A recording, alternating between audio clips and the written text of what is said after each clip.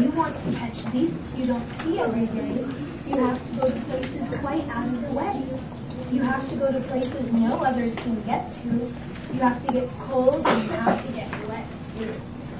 Past the North Pole with frozen winds squeal, I'll go up and I'll hunt in my eagle-mobile and bring back a family of what do you know? And that's how my new zoo, will grow.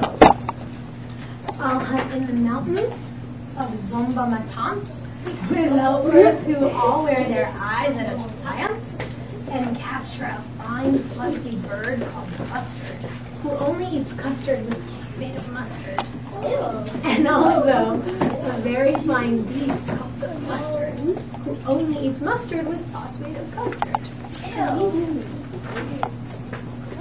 I'll catch him in caves, and I'll catch him in brooks. I'll catch him in crannies. I'll catch him in nooks that you don't read about in geography books. I'll catch him in countries that no one can spell, like the country of Nada Patata Papel. In a country like that, if a hunter is clever, he'll hunt up some beasts that you never saw ever. I'm really happy that this worked out. I did some creative managing of my work schedule and went in early at 5 this morning and got out just in time to be here. And it's just such a joy to come in and get to spend time with the kids and encourage their love of reading, because I think it's a really important skill to develop and passion to develop for these guys. Speaking of horns that are just a bit queer, I'll bring back a family. I'll bring back a very odd family of deer. A father, a mother, 2 sisters, a brother, whose horns are connected from one to the other, whose horns are so mixed they can't tell them apart. They're a lot of fun.